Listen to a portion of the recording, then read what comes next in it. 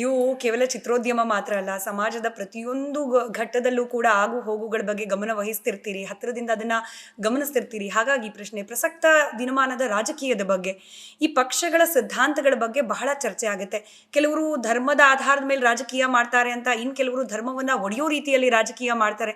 ಅಂದ್ರೆ ಧರ್ಮ ರಾಜಕೀಯ ಪ್ರತ್ಯೇಕವಾಗಿರ್ಬೇಕಾಗಿತ್ತು, ಅದು ಎಲ್ಲ ಮಿಕ್ಸ್ ಆಗಿ ಹೋಗ್ತಿದ್ಯಾ ಅನ್ನೋ ರೀತಿಯಲ್ಲಿ ಏನ್ ಹೇಳ್ತೀರಿ? ಈಗಿನ ರಾಜಕೀಯ ವಿದ್ಯಮಾನಗಳು, ಧರ್ಮಾಧಾರಿತ ಚರ್ಚೆಗಳು, ಇದ್ರ ಬಗ್ಗೆ.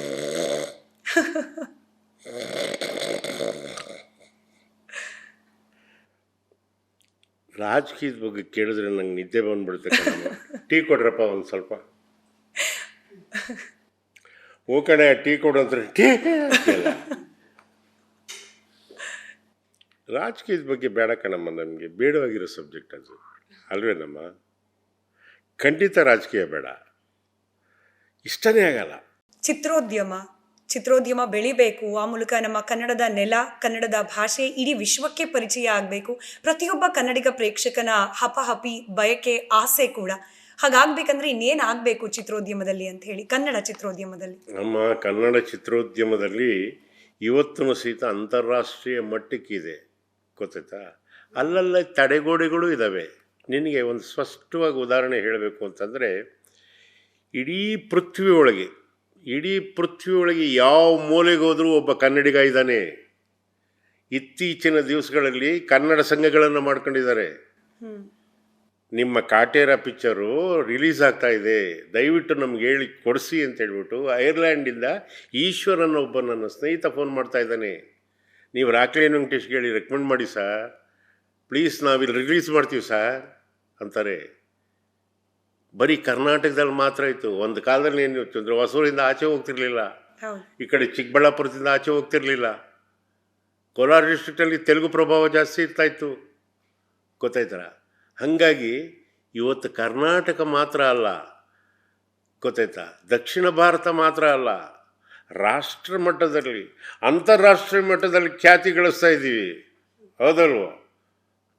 ಒಂದು KGF ಅಲ್ಲೇನಮ್ಮ, ಒಂದು ಕಾಂತಾರ ಅಲ್ವಾ.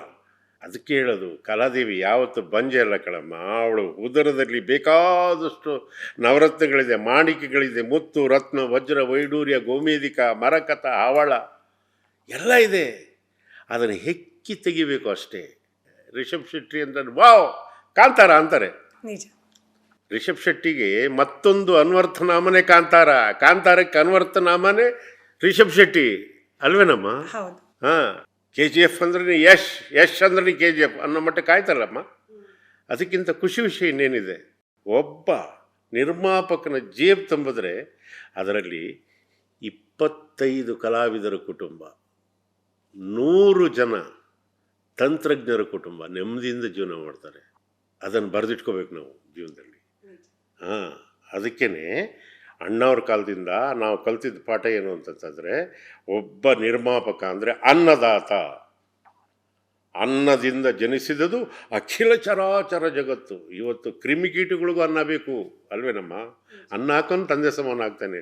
ಅವನ ವಯಸ್ಸಲ್ಲಿ ಚಿಕ್ಕವನು ದೊಡ್ಡವನು, ಅವನು ಯಾವ ಜಾತಿ ಅಂತ ನಮಗೆ ಗೊತ್ತು. ಅನ್ನಕ್ಕೆ ಯಾವ ಜಾತಿ ಇದೆ, ಗಾಳಿಗೆ ಯಾವ ಜಾತಿ ಇದೆ, ಕುಡಿಯೋ ನೀರಿಗೆ ಯಾವ ಜಾತಿ ಇದೆ ಅಲ್ವಾ.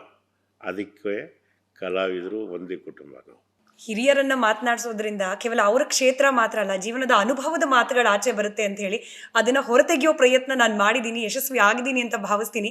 ತುಂಬ ಹೃದಯದ ಧನ್ಯವಾದ ಮತ್ತೊಮ್ಮೆ ದೊಡ್ಡಣ್ಣ ಅವರೇ, ನಮ್ಮ ಕಾರ್ಯಕ್ರಮದಲ್ಲಿ ಭಾಗಿಯಾಗಿದ್ದಕ್ಕೆ.